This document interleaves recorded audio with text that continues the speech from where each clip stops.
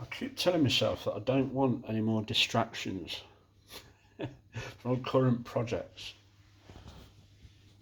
I keep on going against what I promise myself or tell myself to do. It's nice.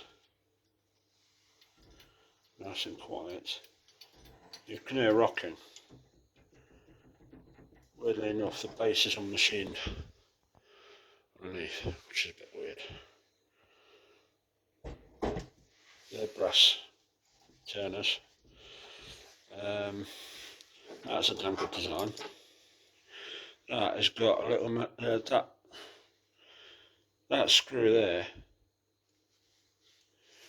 You can see that hinged.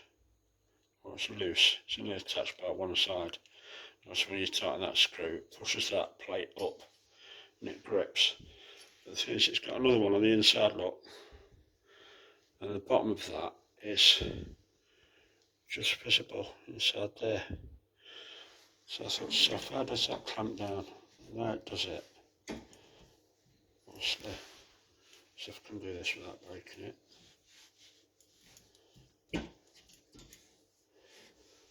You can move that backwards and forwards. When you tighten that, it pulls this block down, which in turn pushes that plate on the inside of that up and grips this at the same time. I'll turn it the right way. Turn it the right way? Yeah. I mean, that don't come out now. Great design. And I think these, it's got a little brass plate there, look, and I think when you undo that, there might be a spring inside there. Because when you undo this, it seems restricted. When it gets to about there, it's restricted. So it doesn't just fall up and down. You know, when you let go of it, sets it to a certain height. You actually lock it off. That's got the same thing on the tailstock lock. It's got a few things missing. So it's got the clamping screw missing off the bottom of that.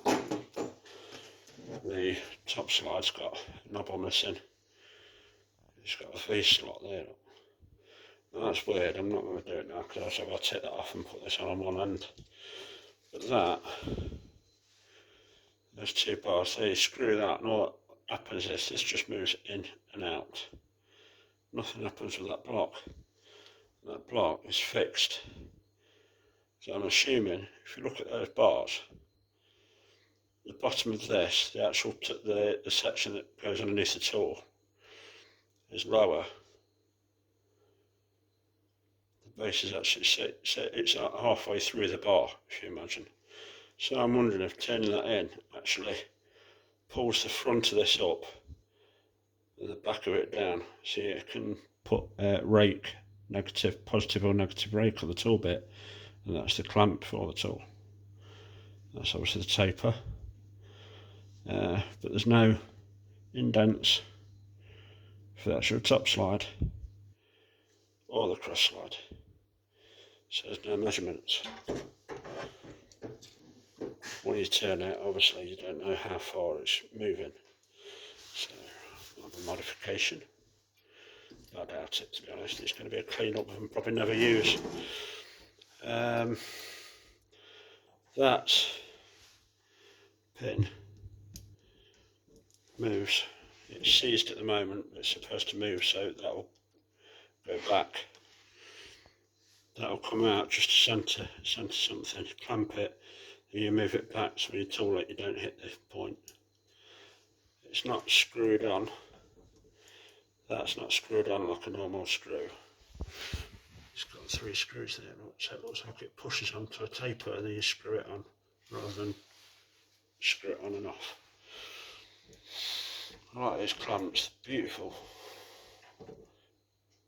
but I can't work them with one hand because